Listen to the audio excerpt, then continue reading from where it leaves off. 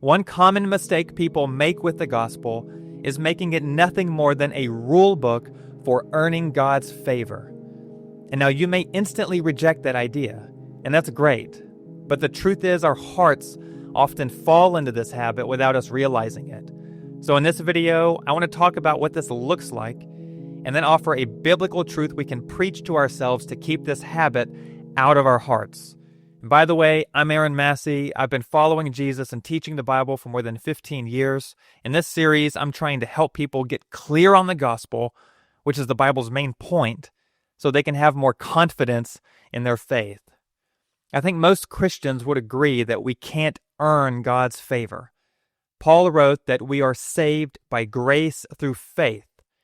Eternal bliss is ours by grace through faith because of what Jesus has done. But then we have this life. We have to navigate this world. And what happens? We begin to think our circumstances reflect God's feelings. And because we want things to go well, we begin to obey God's teaching in order for Him to give us good circumstances in this life. When we do that, we treat the gospel as a rule book for earning God's favor. For example, some might go to church because it pleases God and they want God to do good for them. Their heart isn't in it. They get nothing out of it. They're just appeasing God's wishes. Church attendance in that case becomes a way of trying to put God in our debt. And following Jesus just doesn't work that way. There's not this strict connection between our obedience, our circumstances, and God's feelings about us. I'm not saying there's never a connection. God may choose to shower good things on us for our obedience or get our attention through trials. But Jesus doesn't watch us closely and then orchestrate our circumstances based on how well we're following His teaching. So the caution here is to watch our motives. Biblically, the goal is to love God, enjoy God, and follow God without expecting bliss right now in return. And that's what I mean when I say don't reduce the gospel to a rule book for earning God's favor. A rule book is a poor image. But there's a better image of the gospel that I want to share. It's more like an invitation to be full, to be satisfied, to be delighted. In John chapter 7, verse 37, Jesus said, "Let anyone who is thirsty come to me and drink." Of course, He's speaking spiritually.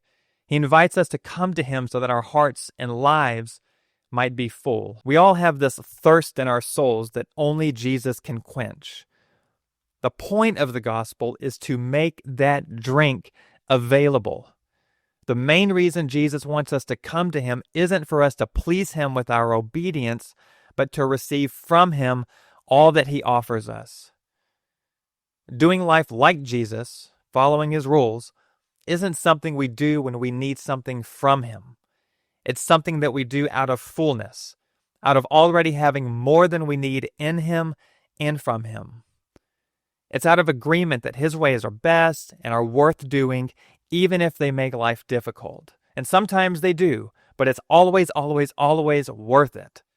So that's the truth to preach to your heart when you find yourself obeying God in order to make life go well for you. Jesus knows what I need and is more than enough for me. I choose Him and His ways regardless of what happens. God is gracious and present, so you can make your needs known to Him and leave them with Him. All right, that's it for this video.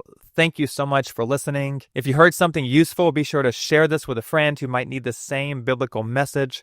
Again, I'm Aaron, and I'll see you next time.